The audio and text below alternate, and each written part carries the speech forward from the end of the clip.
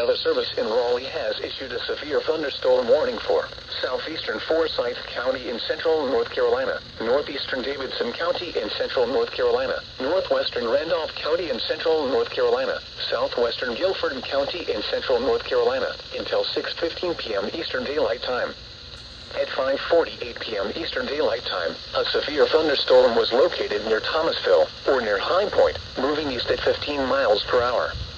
Hazard, 60 miles per hour wind gusts and nickel-size hail. Source, radar indicated. Impact, expects damage to roofs, siding, and trees. Locations impacted include High Point, Thomasville, Archdale, Trinity, and Oak Hollow Marina.